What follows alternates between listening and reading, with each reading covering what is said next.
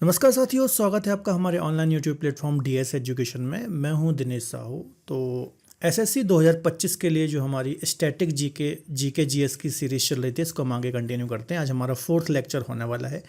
इस सीरीज़ के माध्यम से एसएससी में ऐसे टॉपिक जिनका वेटेज सबसे ज़्यादा होता है, जिनको आप एसएससी के ट्रेंडिंग टॉपिक्स बोल सकते हो, इसको हम एक एक करके डिस्कस कर रहे हैं। 3 टॉपिक ऑलरेडी हमने कंप्लीट कर लिए हैं। आज हमारा 4th लेक्चर है। आज के लेक्चर में हम आर्ट और कल्चर या फिर कला और संस्कृति से रिलेटेड कुछ इंपॉर्टेंट क्वेश्चन को डिस्कस करने वाले हैं। आपके अपकमिंग जितने भी एग्ज़ाम हैं एसएससी 2025 के, सीएचएसएल, सीपीओ, एमटीएस वगैरह जो भी हैं, सीएजीएल अगले ही महीने हैं, तो इन सभी एग्ज़ाम के लिए बहुत इंपॉर्टेंट हैं। इन वीडियोस को आप ज़रूर फॉलो करिए। मैं कोशिश करता हूँ कम से कम टाइम में बहुत अधिक और बहुत प्रीमियम कंटेंट आपको यहाँ पर दूँ। ओके। और इन खासतौर पर इन वीडियोस को देखते हो तो हर एक वीडियो से आपका 1 नंबर यहाँ पर लगभग पक्का हो ही जाएगा, क्योंकि आपको पता है आर्ट एंड कल्चर का सबसे ज़्यादा वेटेज होता है। तो आज का वीडियो भी बहुत इंपॉर्टेंट होने वाला है। यदि आपको इस टॉपिक की पीडीएफ चाहिए है तो आप हमारी एप्लीकेशन को प्ले स्टोर या ऐप स्टोर से डाउनलोड कर लीजिए। लिंक मैंने डिस्क्रिप्शन में दे रखी है।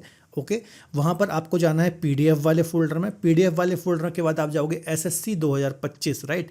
इस फोल्डर में आप जाओगे तो जितने भी पीडीएफ हैं, अभी तक जितने भी वीडियो हमने कवर किए हैं वो सभी पीडीएफ आपको बिल्कुल फ्री में, फ्री ऑफ कॉस्ट मिल जाएंगी, राइट। डिफरेंट फाउंडेशन कोर्सेज हैं, इनको भी आप देख सकते हैं। इसके अलावा एक और अपडेट देना चाहूँगा। ये 2 खासतौर पर जो एसएससी वाले एस्पिरेंट हैं, ये 2 से आप जो हमारी प्लेलिस्ट है इनको ज़रूर फॉलो कर लीजिए। एक ये है जो अभी हमारी सीरीज़ चल रही है एसएससी 2025 ट्रेंडिंग टॉपिक है ना, ये 3 लेक्चर ऑलरेडी हो गए हैं। इसमें आप देख सकते हैं, इनको देख लीजिए। एक स्पोर्ट्स से रिलेटेड हो गया है, एक कला से जुड़े व्यक्तित्व हमने कर लिया है, एक हमने इंडिया की रिवर्स को डिस्कस कर लिया है। आज हमारा ये 4th लेक्चर है। इसके अलावा डिफरेंट अन्य टॉपिक भी हैं, इनको भी आप यहाँ पर देख सकते हैं। मेरी ज्योग्राफी की प्लेलिस्ट फॉलो कर लीजिए, पॉलिटी की प्लेलिस्ट फॉलो कर लीजिए। वहाँ पर डिफरेंट टॉपिक्स हैं। यदि आपको कोई भी टॉपिक पढ़ना हो तो वहाँ पर आपको लेक्चर्स मिल जाएंगे। करंट अफेयर 2025 की भी ये प्लेलिस्ट फॉलो कर सकते हैं। जैसे अभी हमने नियुक्तियाँ डाली हुई हैं, पुरस्कार सम्मान, पिछले लास्ट लगभग 6 महीने का करंट अफेयर है, उसमें 2024 का भी करंट अफेयर है। तो ये आप 6 महीने का करंट अफेयर पढ़ सकते हो। मतलब 6 महीने नहीं, आप इसको ऐसा बोल सकते हो कि 8 से 9 महीने का करंट अफेयर है यहाँ पर, है ना। लगभग 175 मोस्ट इंपॉर्टेंट क्वेश्चन मैंने यहाँ पर डिस्कस कराए हैं।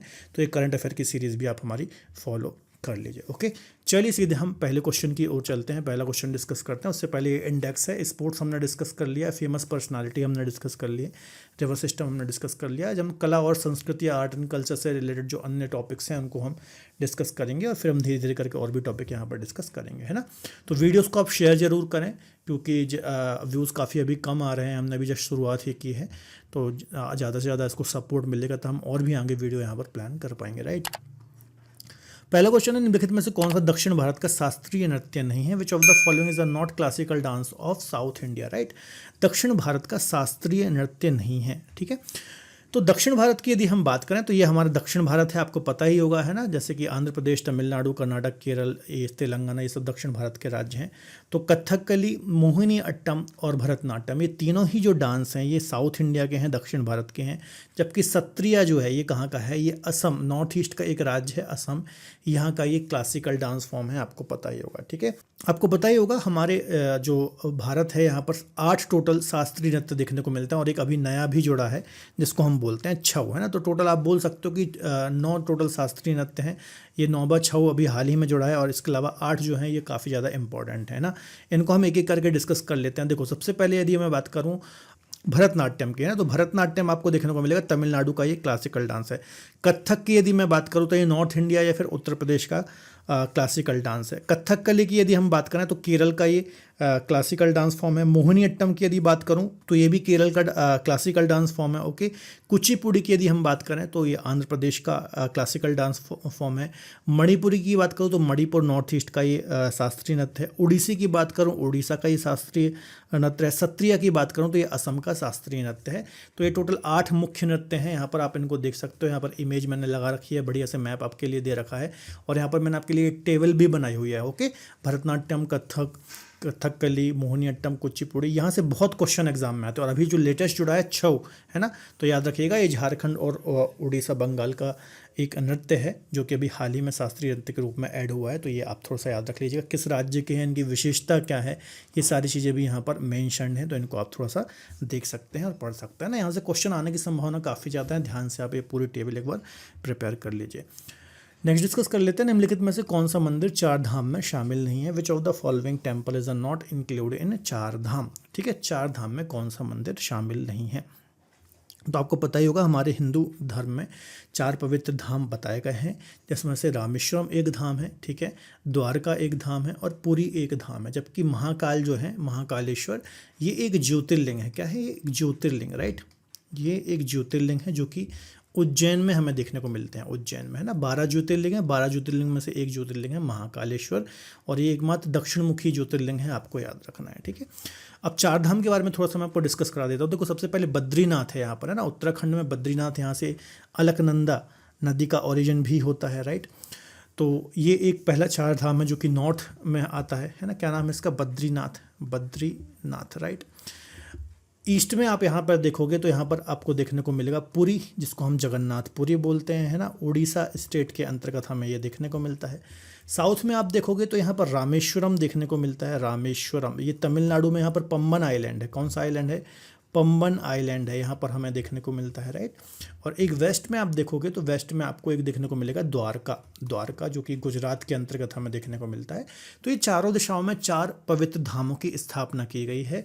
उत्तर में बद्रीनाथ, पूर्व में जगन्नाथपुरी उड़ीसा, पश्चिम में द्वारका गुजरात और दक्षिण में रामेश्वरम, राइट। तो ये चार पवित्र धाम हैं, आपको ऐसा ये याद रखना है। इसके अलावा याद रखना है हमारे हिंदू धर्म में ये तो चार मुख्य धाम है, चार छोटे चार धाम के बारे में भी बताया गया है। कौन कौन से ये छोटे चार धाम हैं? इसमें सबसे पहला आता है यमुनोत्री, गंगोत्री, केदारनाथ और बद्रीनाथ ना। ये चारों ही आपको उत्तराखंड राज्य में देखने को मिलेंगे। अब इसमें अंदर क्या है मुख्य चार धाम और छोटे चार धाम में? ऐसा बोला जाता है कि यदि कोई व्यक्ति जो ये मुख्य चार धाम है इनकी यात्रा नहीं कर सकता तो सिर्फ ये इन चारों जो ये छोटे चार धाम है इनकी भी यात्रा कर लेता है तो उतना ही उसको पुण्य प्राप्त होता है। ठीक है, क्योंकि सभी देखिए चारों चार धाम की यात्रा नहीं कर पाते हैं, बहुत अलग अलग वजह के कारण, कोई स्वास्थ्य के कारण, कोई पैसों के कारण, राइट। तो यदि कोई इन चार धामों की भी यात्रा कर लेता तो उसको उतना ही पुण्य मिलता है। तो याद रखिएगा उत्तराखंड में चार छोटे चार धाम है। यमुनोत्री, यहाँ से यमुना नदी का ओरिजिन होता है। गंगोत्री, यहाँ से भागीरथी का ओरिजिन होता है ना। केदारनाथ है, ओके, यहाँ से आप देखोगे तो मंदाकिनी नदी का ओरिजिन होता है। बद्रीनाथ है, यहाँ से अलकनंदा नदी का ओरिजिन होता है ना। तो यदि आपको इसको डिटेल में पढ़ना तो एक बार एक मेरा इसमें लेक्चर है ना, गंगा रिवर सिस्टम, उत्तराखंड में कैसे गंगा बनती है, वो वाला लेक्चर देख लीजिए। ये सारी चीज़ें बहुत अच्छे से क्लियर हो जाएंगी। अगला क्वेश्चन डिस्कस कर लेते हैं। भरतनाट्यम की उत्पत्ति किस राज्य में हुई है? In which state did Bharatanatyam originate? बहुत अच्छा क्वेश्चन है, इसका आंसर हो जाएगा तमिलनाडु, है ना। तो ये जो भरतनाट्यम है एक शास्त्रीय नृत्य है, याद रखना है। ओके, कैसा नृत्य है ये? शास्त्रीय एक नृत्य है और सबसे पुराना, सबसे ओल्डेस्ट क्लासिकल डांस फॉर्म है, याद रखना है। लगभग 2000 वर्ष पुराना, लगभग कितना? 2000 वर्ष पुराना ये क्या है?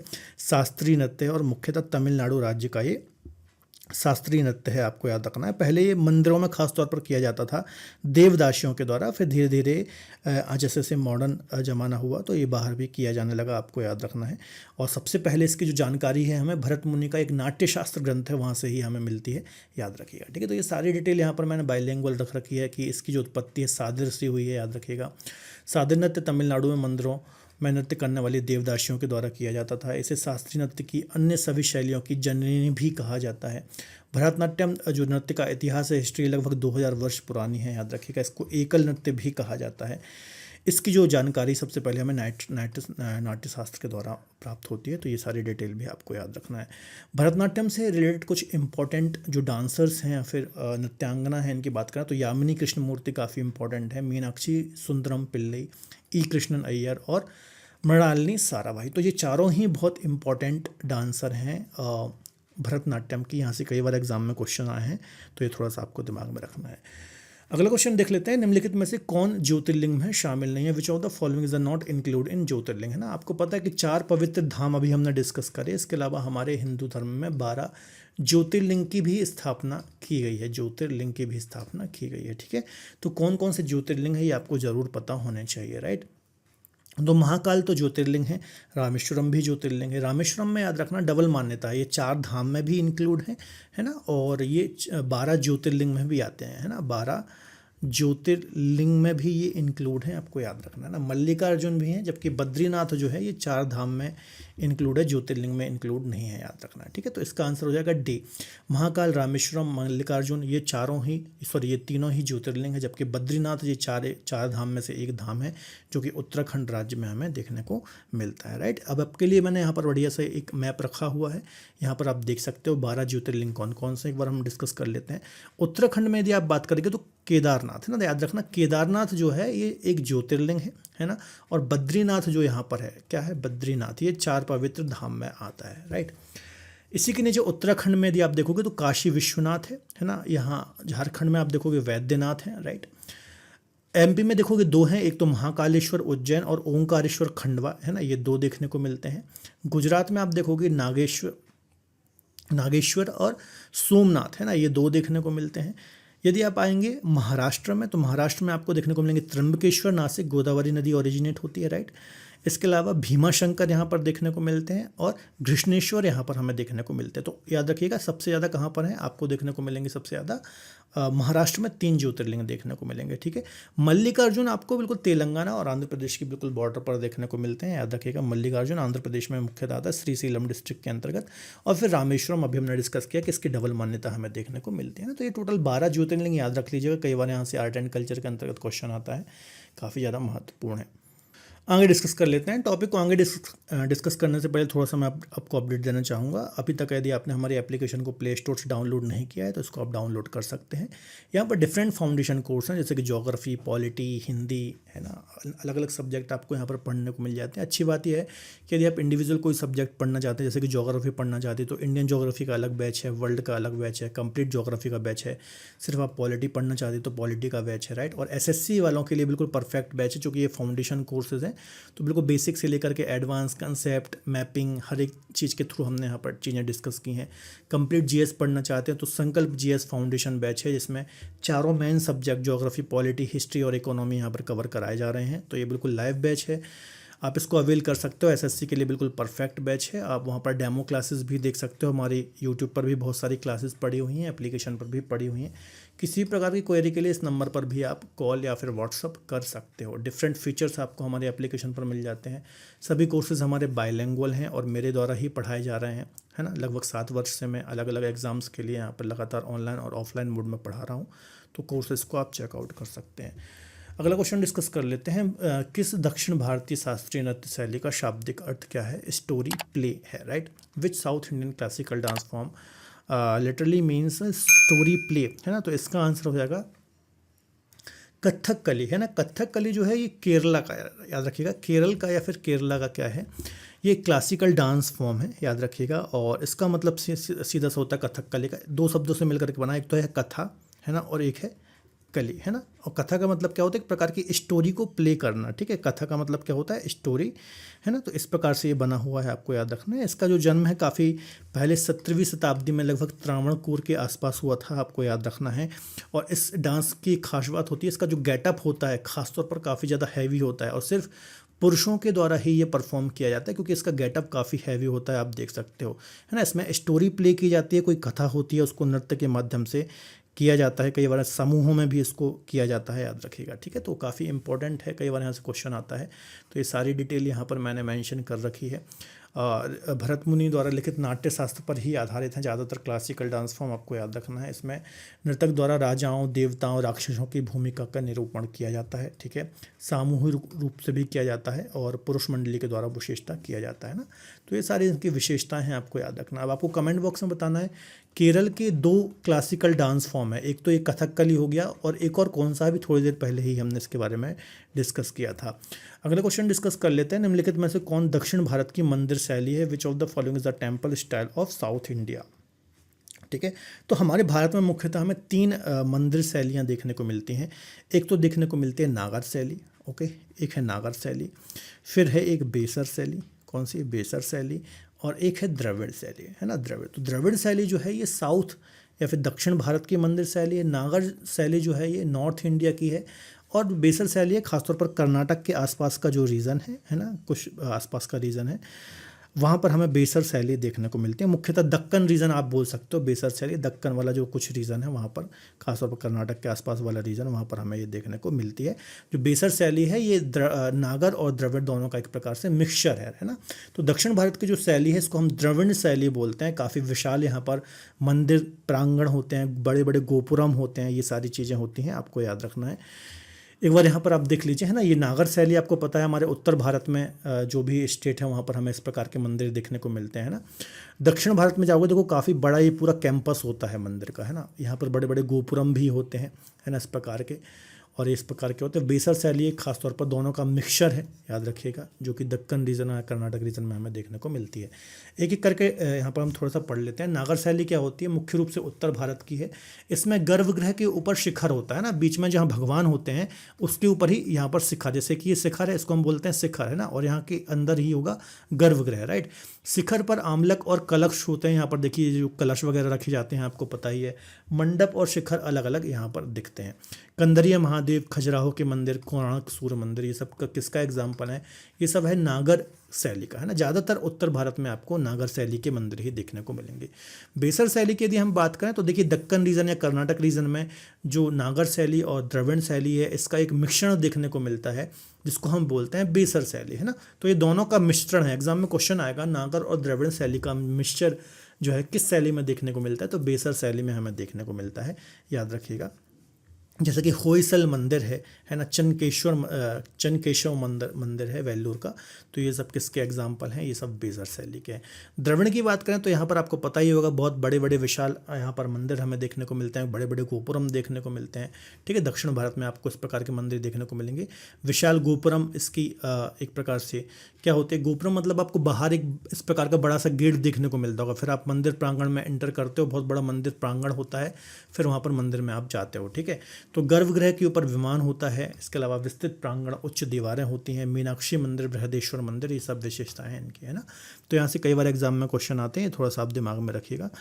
अगला क्वेश्चन देख लेते हैं। खजुराहो नृत्य उत्सव भारत सरकार द्वारा मध्य प्रदेश कला परिषद के सहयोग से किस वर्ष स्थापित किया गया था, है ना। खजुराहो नृत्य महोत्सव की बात हो रही है, तो 1975 से इसकी शुरुआत हुई थी, आपको याद रखना है। खजुराहो आपको पता होगा मध्य प्रदेश में है ना, मध्य प्रदेश में एक छतरपुर डिस्ट्रिक्ट है, वहाँ पर ही खजुराहो एक नामक जगह है जो कि अपने मंदिरों के लिए काफ़ी ज़्यादा देखने को मिलती है। इसकी खासतौर पर ये फेमस इसलिए है कि इन मंदिरों की दीवारों में आप देखोगे कामुक मूर्तियाँ बनी हुई हैं, राइट।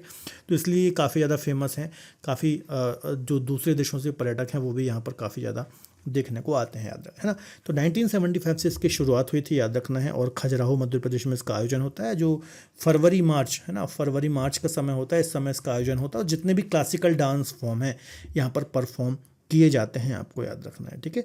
तो काफ़ी इंपॉर्टेंट है, याद रखिएगा। ये सारी डिटेल मैंने यहाँ पर रख रखी है, शुरुआत कब हुई, स्थान कहाँ पर है, समय कब होता है, मुख्य नृत्य कौन कौन से, तो सभी क्लासिकल डांस फॉर्म यहाँ पर प्रदर्शित किए जाते हैं, ठीक है। तो याद रखिएगा, यूनेस्को में भी मान्यता प्राप्त है इसमें, ठीक है। तो याद रखिएगा, काफ़ी ज़्यादा महत्वपूर्ण है। आगे बात कर लेते हैं, विश्व का सबसे बड़ा मंदिर कौन सा है, where is the world largest temple located, है ना। तो कंबोडिया में विश्व का सबसे बड़ा टेम्पल है, आपको पता ही होगा, सबसे बड़ा हमारा हिंदू मंदिर देखने को मिलता है, ठीक है। तो इसको आप यहाँ पर इमेज में भी देख सकते हो, ठीक है। काफ़ी विशाल ये मंदिर प्रांगण है पूरा, है ना। इसके अलावा डिफरेंट जो टेम्पल्स हैं यहाँ से अक्सर एग्जाम में क्वेश्चन आते हैं, जैसे कि विरूपाक्ष मंदिर कहाँ है, विट्ठल मंदिर कहाँ पर है, मीनाक्षी मंदिर कहाँ है ना, रामनाथ स्वामी मंदिर कहाँ है, सुचिंद्रम मंदिर कहाँ पर है। तो ये इंपॉर्टेंट मंदिर की मैंने पूरी लिस्ट रख दी है, ठीक है। यहाँ से अक्सर एग्जाम में क्वेश्चन आ जाते हैं, तो ये थोड़ा सा पढ़ लीजिएगा कि कौन सा मंदिर किस स्टेट में हमें देखने को मिलता है, ठीक है। काफ़ी क्वेश्चन यहाँ से हमें देखने को एग्जाम में मिलते हैं। अगला क्वेश्चन देख लेते हैं, निम्नलिखित में से कौन सा भारतीय राज्य पाइका नृत्य के लिए प्रसिद्ध है, which of the following Indian state is famous for Paika dance, है ना। तो पाइका डांस बेसिकली उड़ीसा में परफॉर्म किया जाता है, आपको याद रखना है। ये उड़ीसा और झारखंड में प्रसिद्ध है, और मार्शल लोक नृत्य के रूप में भी इसको जाना जाता है, याद रखना है। और जो पाइका नृत्य है खासतौर पर मुंडा संस्कृति से भी जुड़ा हुआ है, और विवाह के उत्सव पर भी इसको परफॉर्म किया जाता है। तो ये सारी डिटेल याद रखिएगा।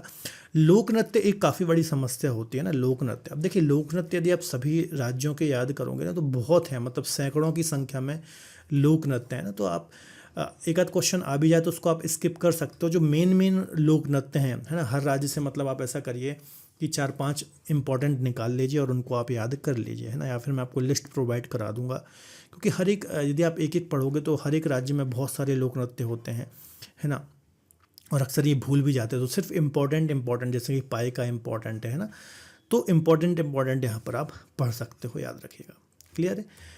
अब देखिए पाई का नृत्य की बात करें तो मुंडा संस्कृति से रिलेटेड है। ये विवाह के अवसर पर इसको परफॉर्म किया जाता है। मुंडा जनजाति के कुछ और भी लोक नृत्य जैसे कि जादोर है, और जादोर है, मिर्जापुर है, जापी है, गेना है, चितिद है, करम है, खेमता है ना, तो ये सब है। नृत्य की बात करें उड़ीसा की छऊ है, उड़ीसा नृत्य है, चैती घोड़ी नृत्य है, ठीक है। तो ये सभी नृत्य हैं, आपको याद रखना है। यहाँ पर डिटेल मैंने सिर्फ आपके लिए रख रखी है ताकि आप डिटेल और भी पढ़ पाओ, ठीक है। तो ये डिफरेंट उड़ीसा के नृत्य हैं और मुंडा जनजाति के नृत्य हैं, इनको थोड़ा सा आप पढ़ लीजिएगा। ऐसे क्वेश्चन काफ़ी ज़्यादा एग्जाम में हमें देखने को मिलते हैं। अगला क्वेश्चन है, सागा दावा उत्सव निम्नलिखित में से किस भारतीय राज्य में मनाया जाता है? सागा दावा festival is celebrated in which of the following Indian state, है ना। तो सागा दावा जो है ये खासतौर पर सिक्किम में मनाया जाने वाला उत्सव है, आपको याद रखना है ना। फेयर फेस्टिवल से काफ़ी क्वेश्चन आते हैं और सिक्किम का ये काफ़ी फेमस है। और ख़ासतौर पर आप देखेंगे तो बौद्ध त्यौहार है ना, कहाँ बौद्ध त्यौहार है, याद रखना, बौद्धों के द्वारा ये मनाया जाता है बौद्ध त्यौहार। और तिब्बत रीजन में भी इसको सेलिब्रेट किया जाता है। एक लोसांग, एक सिक्किम का लोसांग उत्सव है, ये भी काफ़ी फेमस है, याद रखना। लोसांग फेस्टिवल है, यहाँ से भी कई बार एग्जाम में क्वेश्चन आते हैं। तो सागा दावा बौद्ध त्यौहार है, याद रखना। तिब्बती चंद्रमास की पूर्णिमा पर इसको सेलिब्रेट करते हैं। एक पंग ल्याव सोल उत्सव है लोसांग, जो कि भूटिया ट्राइब के द्वारा सेलिब्रेट किया जाता है, ये भी काफ़ी इंपॉर्टेंट है। सिक्किमी नववर्ष के रूप में भी इसको जानते हैं ना। तो इस प्रकार के क्वेश्चन भी काफ़ी ज़्यादा हमें एग्जाम में देखने को मिलते हैं, दिमाग में रखिएगा। अगला क्वेश्चन है, निम्नलिखित में से कौन सा महोत्सव भैंस दौड़ प्रतियोगिता के लिए प्रसिद्ध है? Which of the following festival is a famous for buffalo race competition, है ना। तो इसका आंसर हो जाएगा कंबाला महोत्सव। काफ़ी फेमस महोत्सव है, कर्नाटका रीजन में ये इसको किया जाता है, परफॉर्म किया जाता है, याद रखना है। और नवंबर और मार्च का जो समय होता है ना, धान की कटाई के बाद वाला जो समय होता है, उस समय इसको किया जाता है, याद रखना है। इसमें गीले जो धान के खेत होते हैं उसके बीच में जो भैंस होती है ना, भैंस होती हैं या फिर भैंस होते हैं, इनको दौड़ाया जाता है, राइट। और अच्छी फसल और बारिश के प्रति आभार व्यक्त करना इसका मुख्य उद्देश्य होता है। एक प्रकार से का पारंपरिक ये खेत है, याद रखिएगा। और काफ़ी इंपॉर्टेंट है, कई बार यहाँ से हमें एग्जाम में क्वेश्चंस भी देखने को मिले हैं। यहाँ पर आप देख सकते हो ये खेत होता है चावल का, जहाँ पर इस प्रकार से इनको दौड़ाया जा सकता है अच्छी फसल और बारिश की के कारण उनको थैंक्स करने के लिए, ऐसा आप इसको बोल सकते हो ना। तो यहाँ पर सारी डिटेल जो अभी मैंने आपको एक्सप्लेन की यहाँ पर ऑलरेडी मैंने मेंशन कर रखी है, इसको अच्छे से पढ़ लीजिएगा। अच्छा, इस प्रकार का एक और उत्सव है जिसको हम बोलते हैं जल्लीकट्टू। क्या बोलते हैं? जल्लीकट्टू, है ना। जल्लीकट्टू जो है ये खासतौर पर तमिलनाडु का एक उत्सव है, याद रखिएगा। यहाँ पर जैसे कि हमने यहाँ पर डिस्कस किया, यहाँ पर भैंसों को दौड़ाते हैं, है ना, कंबाला में। और जल्लीकट्टू में क्या होता है? बैलों को दौड़ाया जाता है, याद रखिएगा, है ना, जल्लीकट्टू में। और पोंगल त्यौहार जो होता है इस समय इसको सेलिब्रेट करते हैं। यहाँ पर मैंने पूरी डिटेल रख रखी है, देखिए। पोंगल त्यौहार जनवरी के समय इसको परफॉर्म किया जाता है तमिलनाडु में। पारंपरिक खेल है जिसमें दौड़ते हुए सांड को पकड़ा जाता है, उसमें बैठने की कोशिश की जाती है ना। किसानों की वीरता को दिखाना इसकी का मुख्य उद्देश्य है। लगभग 2000 वर्ष पुराना ये पूरा गेम है। और इसको 2014 में प्रतिबंध भी कर दिया गया था कि भैया ये जानवरों पर अत्याचार है, फिर वापस से इसको पुनः स्टार्ट किया गया। तो याद रखिएगा, यहाँ से इस प्रकार के क्वेश्चन काफ़ी हमें देखने को मिलते हैं। अगला क्वेश्चन डिस्कस कर लेते हैं। भारतीय नृत्य शैली मणिपुरी में मुख्यतः किस पर आधारित प्रसंगों का चित्रण किया जाता है ना। तो मणिपुरी एक क्लासिकल डांस फॉर्म है ना। तो यहाँ पर आप देखोगे तो कृष्ण और गोपियों, है ना, इस पर आधारित प्रसंगों का चित्रण हमें देखने को मिलता है, आपको याद रखना है ना। मणिपुर का एक क्लासिकल डांस फॉर्म है, आपको याद रखना है। राधा कृष्ण का जो प्रेम होता है, इसको प्रेरित नृत्य के माध्यम से, नाटक के माध्यम से किया जाता है। इसको रासलीला भी कहा जाता है, आपको याद रखना है, ठीक है। तो ये क्लासिकल डांस फॉर्म बहुत अच्छे से डिटेल में पढ़ लीजिए। ज़्यादा होगा तो मैं कुछ लेक्चर्स भी इसके बना दूंगा। यदि आप बोलेंगे कोई खास टॉपिक यदि डिटेल में पढ़ना है तो मैं इसका लेक्चर भी क्रिएट कर सकता हूँ बहुत जल्दी। वैसे आपको इसका हमारे जो हमारा चैनल है वहाँ पर इसके वीडियोज़ भी आपको थ्योरी वाले मिलेंगे और बहुत जल्दी कोर्स भी आपको हमारी एप्लीकेशन पर इसका मिलने वाला है, राइट। अगला क्वेश्चन देख लेते हैं। कर्नाटक संगीत पितामह के रूप में प्रतिष्ठित अत्यधिक प्रख्यात संगीतकारों में से एक कौन है ना। मतलब कर्नाटक संगीत पितामह के रूप में किसे जाना जाता है? तो पुरंदर दास जो हैं इनको कर्नाटक संगीत के पितामह के रूप में जाना जाता है, ठीक है। इन्होंने कर्नाटक संगीत को व्यवस्थित रूप से, याद रखना, एक सिस्टमैटिक वे में प्रॉपर तरीके से प्रस्तुत किया था, इसकी फाउंडेशन की थी, आधारशिला रखी थी। इसी के चलते इनको क्या बोला जाता है? कर्नाटक संगीत का पितामह कहा जाता है, फादर ऑफ कर्नाटक संगीत या फिर कर्नाटक म्यूजिक कहा जाता है, याद रखिएगा, काफ़ी इंपॉर्टेंट है। नेक्स्ट है घेरिया नृत्य किस राज्य से संबंधित है? Gheria dance is related to which Indian state? तो घेरिया नृत्य जो है ये गुजरात से रिलेटेड है, गुजरात से संबंधित है, आपको याद रखना है, ठीक है। घेरिया नृत्य की हम बात कर रहे हैं यहाँ पर। यदि हम गुजरात के अन्य डांस की बात करें, है ना, यहाँ से डांस के काफ़ी क्वेश्चन आते हैं। तो एक गरबा काफ़ी फेमस है गुजरात का, आपको पता होगा, है ना। डांडिया भी गुजरात में ही परफॉर्म किया जाता है, ये भी काफ़ी फेमस है।